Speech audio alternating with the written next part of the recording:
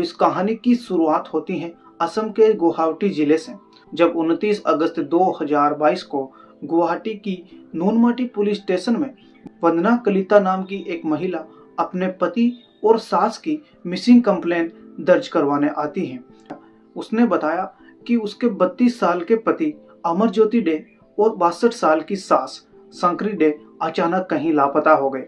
उसने उन दोनों को ढूंढने की बहुत कोशिश की, लेकिन वो कहीं नहीं मिले। अब अपनी शिकायत पुलिस को बताकर वो महिला जोर जोर से रोने लगती है। पुलिस वंदना की शिकायत सुनने के बाद उसे मदद का भरोसा देती है और वंदना से कहती है कि उसके पति और सास को वो जरूर ढूंढ निकालेंगे। अब पुलिस वंदना की शिकायत पर एक मामला दर्ज करती है और मामले की गंभीरता को समझते हुए फौरन छानबीन शुरू कर देती है। अब पुलिस लापता हुए मां बेटे का सुराग लगाने की कोशिश कर रही थी। उनके बारे में सभी थानों को इत्तला दी गई। आसपास के जिलों में भी पुलिस को उनके बारे में बताया गया, लेकिन पुलिस को कोई भी सुराग नहीं मिलता। फिर भी पुलिस अपना काम कर रही थी और इस तरह अब नवंबर का महीना आ चुका था, लेकिन पुलिस की तलाश फिर भी जारी थी। इसी दौरान एक शख्स गुवाहाटी की उसी नूनमाटी पुलिस स्टेशन पहुंचा। उसने खुद को लापता हुए अमरज्योति डे का कजिन बताया और पुलिस को एक शिकायत दी, जिसमें अमरज्योति डे और उनकी मां शंकरी डे के लापता होने की शिकायत के साथ साथ अमरज्योति की पत्नी वंदना पर भी शक जाहिर किया गया था। साथ ही शिकायत में कजिन ने बताया कि कुछ दिन पहले ही उनकी लापता हुई आंटी के बैंक खाते से पैसे भी निकाले गए थे।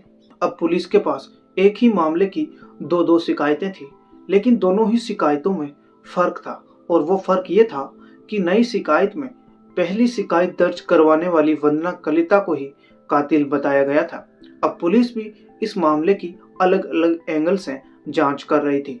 पुलिस की छानबीन चलते चलते साल 2022 बीत चुका था और नया साल आता है 2023। इसी दौरान 14 फरवरी 2023 को वंदना कलिता एक बार फिर उसी नूनमाटी पुलिस थाने में पहुंचती है और अपने पति और सास के बारे में पूछताछ की। पुलिस ने वंदना को जांच जारी होने की बात कहकर वहां से रवाना कर दिया। हालांकि पुलिस अब वंदना पर नजर रख रही थी। उसका मोबाइल नंबर भी सर्विलांस पर था।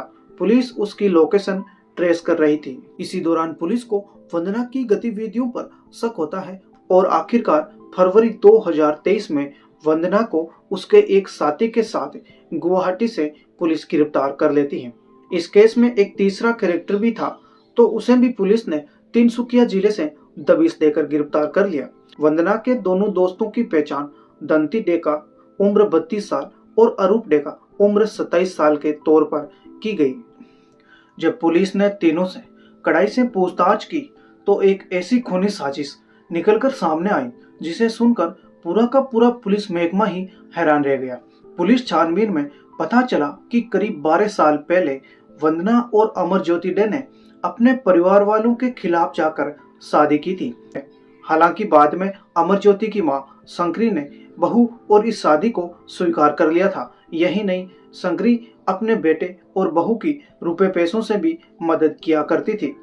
लेकिन बाद में अमरज्योति और वंदना के बीच झगड़ा होना शुरू हो गया। अक्सर दोनों किसी न किसी बात पर झगड़ते रहते थे। घर में विवाद और झगड़े की वजह से वंदना भी खासी परेशान रहने लगी और इसी वजह से वंदना ने एक जिम में फिटनेस ट्रेनर के तौर पर नौकरी कर ली। शुरुआत में तो वंदना की सास शंकरी डे ने वंदना का साथ दिया। वो वंदना को उसके काम के लिए सपोर्ट भी करती थी, लेकिन ये सब कुछ ज्यादा दिनों तक नहीं चला। अचानक शंकरी डे पलट जाती है और वो वंदना को सपोर्ट करने के बजाय पीछे हट गई थी। यहीं से वंदना और उसकी सास के रिश्तों में खटास आने लगी। वो अपनी सास और पति को रास्ते से हटाने का मन बना चुकी थी। उसके दिलो दिमाग में रात दिन बस यही चल रहा था कि उन दोनों को रास्ते से कैसे हटाया जाए। लेकिन वंदना को इस बात का एहसास भी था कि वो अकेले इस काम को नहीं कर सकती। लिहाजा उसने अपने दोनों दोस्तों दंती डेका और अरूप डेका को अपनी कहानी सुनाई और उन दोनों को भी इस खौफनाक प्लान में शामिल कर लिया।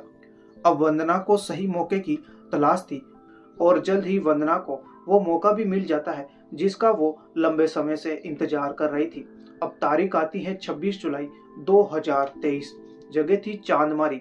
उस दिन दोपहर का वक्त था। अमरज्योति किसी काम से घर से बाहर गया हुआ था। घर में केवल वंदना और उसकी सास संक्रीडे ही थी। लेकिन संक्री को जरा सा भी अंदाजा नहीं था कि अगले कुछ पलों में उसके साथ क्या होने वाला था। वो अपने कमरे में आराम कर रही थी, तभी वंदना उस कमरे में जा पहुंची और बेड पर चढ़ गई। इससे पहले कि उसकी सास संक्री कुछ समझ पाती, वंदना ने उसके नाक और मुंह को तकिए से दबा दिया। संक्री छटपटाती रही, तड़पती रही, लेकिन वंदना ने उसे नहीं छोड़ा और कुछ देर बाद संक्री का शरीर शांत पड़ जाता है, यानी कि संक्री अब इस दुनिया से जा चुकी थी। अब वंदना अपने प्लान के मुताबिक अपने दोनों दोस्तों को वो अपने घर पर बुलाती है। वंदना की बताई हुई जगह पर वो दोनों दोस्त पहुंच जाते हैं। फिर तीनों ने मिलकर पहले तेज धारदार हथियार से वंदना की लाश के 3 टुकड़े किए। उन टुकड़ों को पॉलीथीन में पैक कर बांधा और फिर कार की डिग्गी में डालकर वो पड़ोसी राज्य मेघालय की तरफ चल पड़े। बॉर्डर क्रॉस करने के बाद उन तीनों ने संक्री की लाश के टुकड़ों को अलग अलग जगह फेंका और वापस गुवाहाटी लौट आए। जब अमरज्योति अपने घर वापस आया और उसने अपनी मां के बारे में पूछा तो वंदना ने बताया कि वो किसी काम से बाहर गई हुई है और अभी तक लौटकर नहीं आई। इसके बाद वंदना अमरज्योति के साथ मिलकर अपनी सास को तलाशने का नाटक करती रही और वक्त बीतता जा रहा था। अब वंदना को एक और उस मौके का इंतजार था जब वो अपने पति अमरज्योति को भी अपने रास्ते से हटा सके।